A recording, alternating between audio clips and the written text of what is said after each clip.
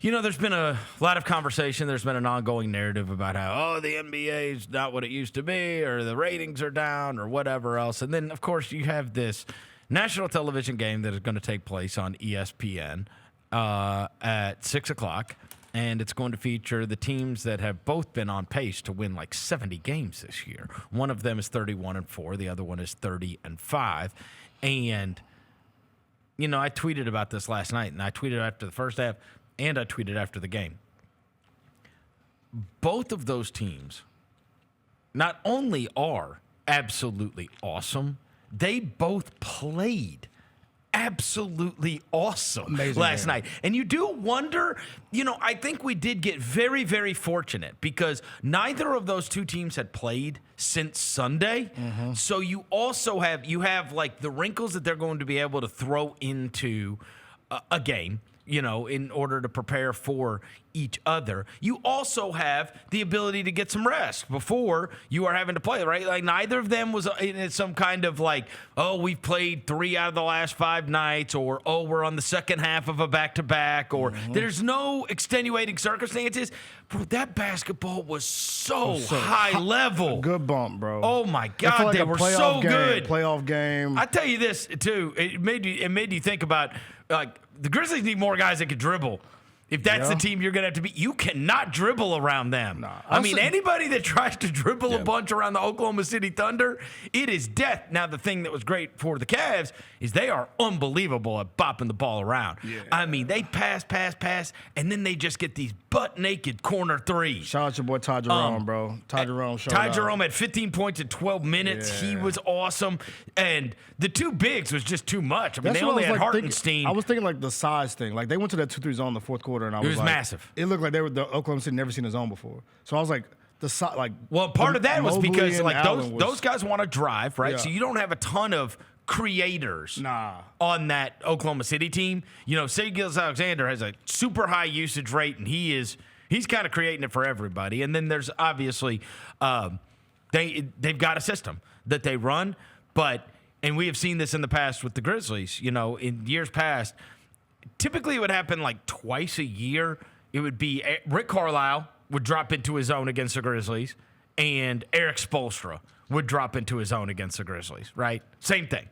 And last night, Kenny Atkinson deployed that last night. Look, you don't want Ty Jerome guarding Shai Gilgeous-Alexander. He got kicked a couple times. If you've got somebody like Mobley, he can collapse out to the corner. And, he does not have the three-point shot. Mobley doesn't, but I swear he has reminded me so much of Jaren. Yep.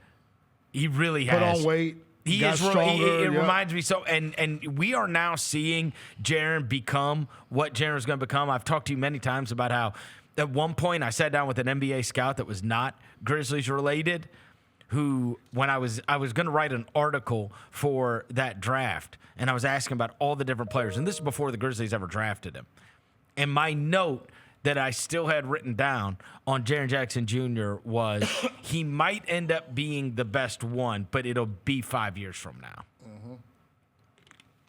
And he's not the best one because Luka Doncic is the best one, right? Yeah. But the idea was if you wait for it, when he if he fulfills his destiny, if he can fulfill all of his potential, then you're going to get an all-NBA player on your hands. And I think that's exactly what we're seeing this year, right? Jaren has a really good chance of being an all-star and all-NBA this year. And it's taken a while, right? He is so much better now than he has ever been before. And I do think that as you're watching that game unfold last night, you're like, bro, Mobley's still young. Yes. You know what I mean? Crazy young. Super young. Still young. And you see 23 years old. Huh? 23 years old Evan Mobley is. Right. So now when we talk about most guys don't win at the highest level until they're 27, that's 4 years from now. Yeah. And what is that guy going to look like when he's 27? Yeah. Sheesh. Like Jaren too. Even your best guys like DG and Don didn't have the best nights. No. Don was in the torture chamber. Oh, he was in hell. He was in the torture chamber. That boy was in hell all night. And DG. That's when it sucks because you're small and they put this. Dort is just a linebacker on you. Holy mother. And he never takes a play off. Nah. He never gets lazy on the defensive side of the ball. Like, you're cutting and he's sprinting with you. And he's just on your neck the whole time. Yeah. Nothing is uncontested. Nothing you do. You don't get to dribble without it being contested. You don't get to shoot without it being contested. You don't get to do anything. Nothing. This is the worst. Yeah, and then you got he is a great defender. Coco Jones there, courtside to watch you hoop, and you ain't make a shot until the end of the second quarter. Tough. But, like, last night let me know, like, bro, like, watching Oklahoma City, I'm like, what is their weakness, right? Like, size matters. Like, if you have size. That's right. Like, Jared Allen was eating. Evan Mobley was eating. There's offensive rebounds, too. I mean, it's killing them. They're not good rebounding. They're not a good rebounding Also, team. the secondary playmaker thing. I'm like, if SGA at the top just doing this and just maybe kicking it out, like, Casey Wall and a creator. Dort and a creator. Right. Jalen Williams might get to it. He's might better. Get to it. Yeah, he's better. And Hardenstein definitely not a creator. Right. So it's like they are guys that need to get shots created for them, but I mean it's the yin and the yang, right? Which is you want okay, that's the difference, right? Like Marcus Smart can create something, I don't want him to. Do you want him to kick? But he can. Yeah. You know, and he's a guy that could have 11 assists in the game, right? But when you kick it out for that butt naked three, can he knock it down reliably? And that the reason I say this is because last night played out so much like an NBA playoff game. It felt like that could have been like an NBA Finals game because you had to have your other guys step up. And look, when you watch this last night, and again, maybe if Vince Williams comes back and that thing gets in the flow, or maybe it's, maybe Luke Kennard can be that guy, whoever the case may be.